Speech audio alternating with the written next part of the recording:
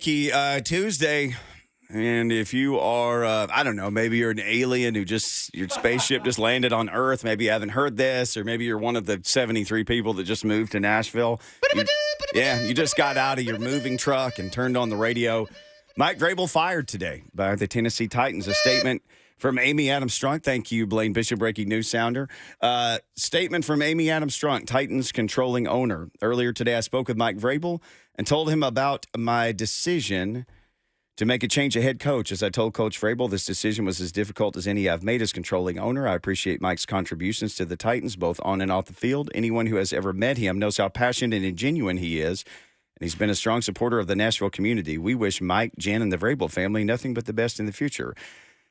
So here we go. As the NFL continues to innovate and evolve, I believe the team's best position for sustained success will be those who empower an aligned and collaborative team across all football functions. Last year, we began a shift in our approach to football leadership and made several changes to our personnel to advance that plan.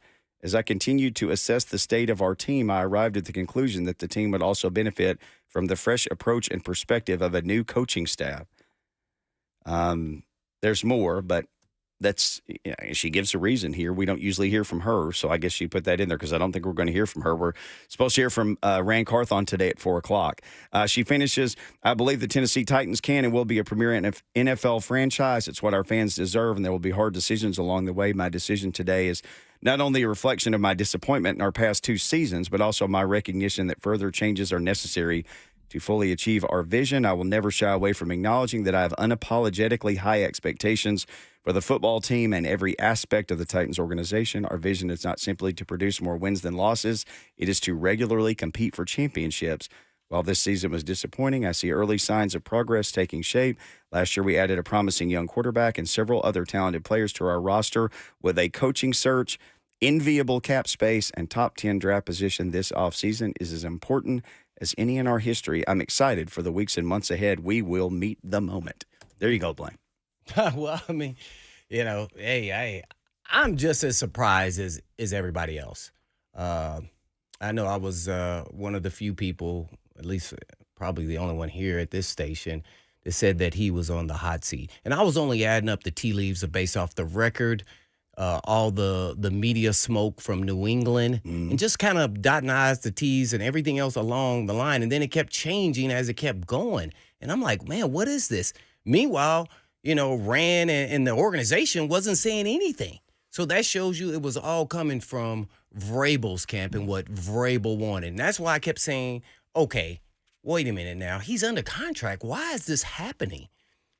And so that started a tailwind of, to me, now you're trying to manipulate, if you want to use probably a better term, I'm not the biggest IQ guy, the ownership.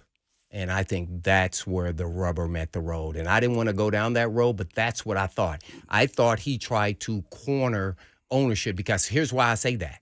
She hired Rand, and then Rand hired 2 more people, which she had to agree to, right? Mm-hmm. Okay, now they're saying, I want another person above y'all to make the decision. Well, she already had made her decision of how she wanted to work the football front office, right? And by the way, probably gave you way more power, not knowing exactly what that was, when she let JR go. And also, she let JR go with a snap of a finger. Surprised everybody, including myself. So then that's why I start saying, wait a minute here. That is like yours truly, bless his soul, K.S. Bud Adams, the John Robinson deal. So I thought, this may be trouble for Vrabel. Now, I know a lot of people are going to be upset, like, why didn't we try to get compensation? Whether you like Vrabel or didn't like him, you still want to try to get compensation. Well, there's a timeline that you had to be accounted here, and I just don't think it was enough time to actually do that. So you had to cut your losses and move on. Anybody who's ever been a boss kind of could understand what was going on here once you feel like your employee tried to corner you and you go, no, this is not how it works. I've already made the decision. I sided with you on the GM part of it, and now you want more. So you're never going to be satisfied here. And only thing that could have trumped that would have been if you win. And by the way, you told me this past offseason that we can stick where we're at and we can continue to win as long as we keep this core group together. Mm-hmm. And I thought that they should have moved on. And I loved all those players. King, some of the best. Byard, who I think is the best. I've said this before. And you should have rebuilt. I don't think he believed that in Vrabel. I don't know what Rand thought. Maybe he thought the same thing. I don't know. He was trying to figure it out probably as a first-year GM and trying to figure everything out. And then eventually they let Byard go in a trade. So I think the vision was different. So you had to choose where you needed to be. Now, don't forget now, you also have a new stadium being built. And you got to sell PSL, suites, all those things. So you got to have a winning product and a good-looking product. Mm-hmm. And I think eventually it just wasn't going to go down the road that she thought. So she had to make a change, just a guess. But I'm not in the business of getting coaches fired, and I'm not jumping up. I just thought he should be on the hot seat based off of all his record and everything else that was aligned with what had happened over the last 2 years. And, oh, by the way, I wasn't sure he could even actually build a winning roster. People forget that he took over from Malarkey, which was an already built team. Malarkey actually built the team because they only won like 2 or 3 games, and he built it to 9-7, went to the second round. Mm-hmm. So he inherited a good team, and now did he take it to the next level? Almost. But he did continue the process. And so when he kept leaving these tea leaves about winning and things of that nature, I don't know if he really wanted to be the coach here because I don't think he wanted to be part of a rebuild. I think he said that it will never be rebuilding. So I just think a lot of things added up, and it just probably wasn't going to work. I think his style he's just like most successful coaches, is a little bit of stubborn on all of that, and it's his way. But I don't even know Vrabel. I don't even know Vrabel. So to say I like or dislike him is probably way far above what I would think of him. And I do that intentionally, not only with the head coach, any of the assistant coaches, the players, and at the organization, because I don't want to be skewed on my opinion, because it can be, because once you're friends with somebody, you get skewed. I'm going to give you a good example from myself personally. I picked Michigan. You know why I picked Michigan, really? I know Jim Harbaugh. We went into the Senior Bowl Hall of Fame, had a couple drinks, texts, once or twice a year. Mm-hmm. Oh, I also know the DC for Michigan. His Mentor. daddy coached me in college.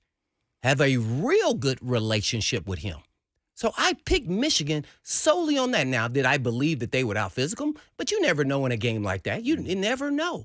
So don't let your feelings, which I think a lot of people do here, once they start having contact and relationship and you're building those relationships, you get skewed to what you're actually really seeing because you like the person.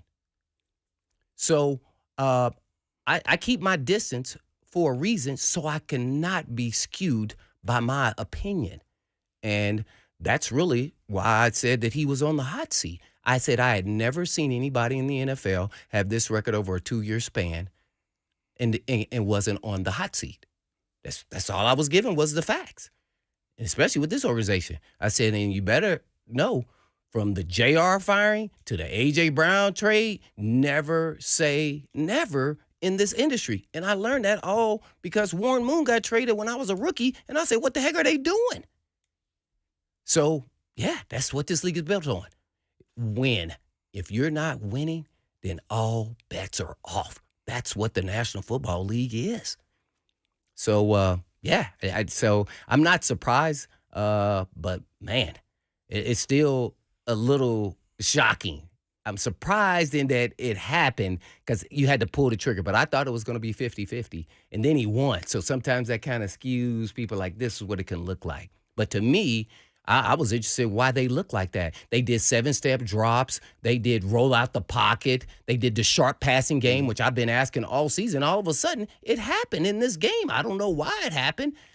So, yeah, I was a little conflicted myself. But, man, got to give it to Amy. She is not playing. She is all about winning. And ultimately, that's what I am all about. I want the Tennessee Titans to win a Super Bowl probably just as much as she does. And I'm not even working for the organization. I want to say that I was a part of it. Mm-hmm. Because guess what? I believe I'm a winner. And we didn't get it done. So, I want him to have success. And I think his non-collaboration style probably was what ended it. And, I kind of look back and I heard Buck talk about Bill O'Brien. This is exactly what Bill O'Brien did in Houston. And Vrabel was on the staff. He was there. So that's really it. But I'd love to hear you guys' opinion. Yeah. This is a turning of a new era, that's for sure. Were you shocked? I was shocked, but not. I'm conflicted. I was surprised because they pulled the trigger because it's so hard because he had success, but not recently. Nothing shocks me in sports anymore. Mm-hmm. It just nothing. I mean, we have seen all the crazy things that happen in our world and in the sports that we cover. And, the JR thing, as you mentioned last year, like he was the GM and then he just wasn't there. There were 5 games left. Yeah. Sorry. We went to Philly. It was ugly. The guy you traded away, the fans are yelling at us. That was gangster. Like, bye. But what did Vrabel say in that presser after that game? You remember? No.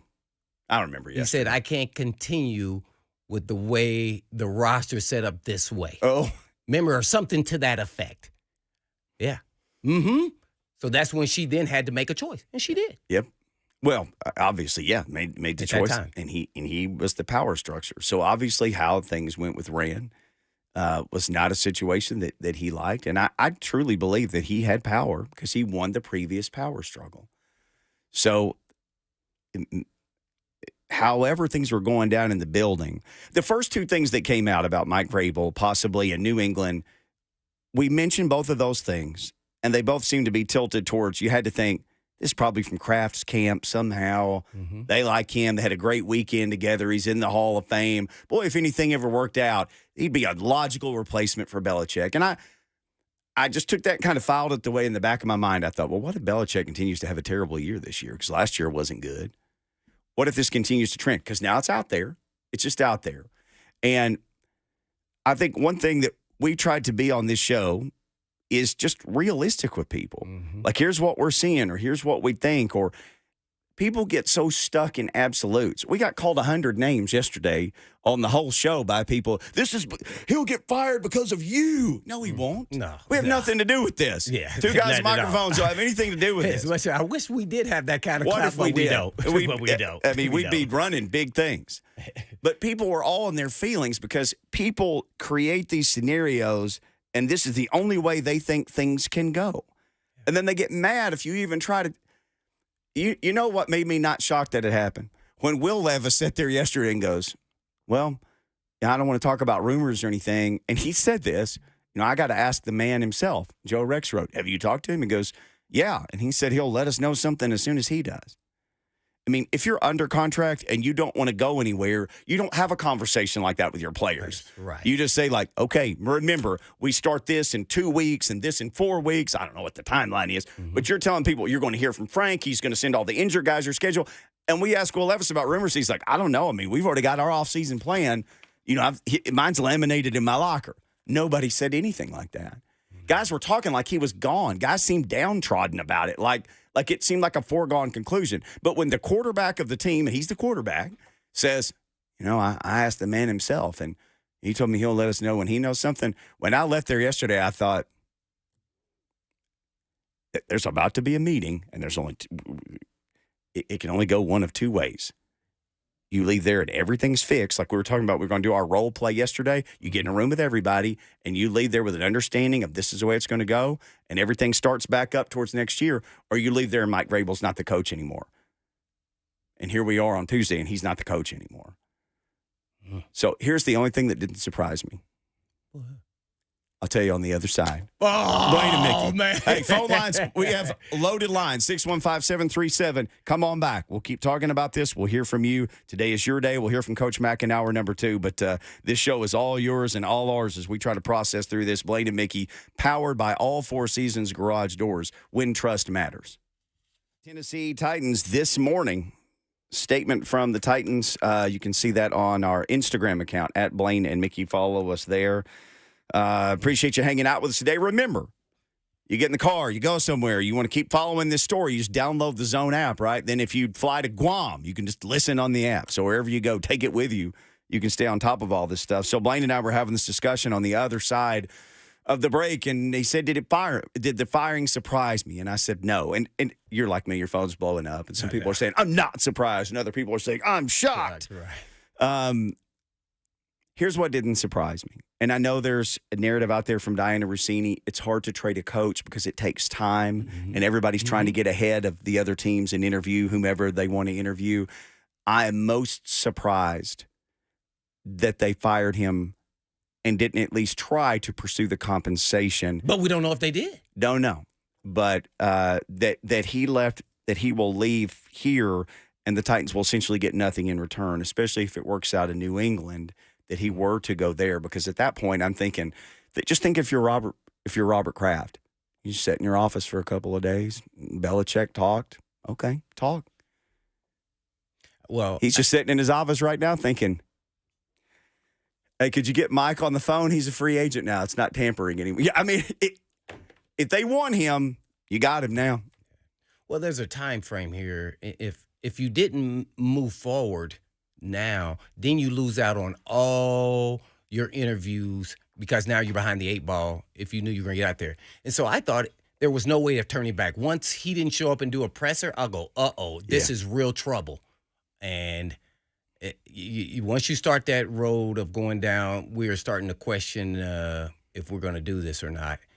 It's hard to turn back. Yeah. And I think all the media stuff coming from his camp kind of said, well, if we wait 2 weeks, a week, another week, we're losing out on interviewing if we decide to then do it. Right. So if we're thinking we were going to do it, then we got to keep on going down this road. Yeah, Danny says that's silly. I don't think that's silly at all. That's a narrative that others have said about getting nothing for him departing. But if you're the Patriots and you know that you don't. Well, they had all the leverage because the time was on their side. 100%. And if he's the guy they're going to hire, they only have to have one other interview to satisfy league requirements and then go, okay, Mike is our guy. Yeah.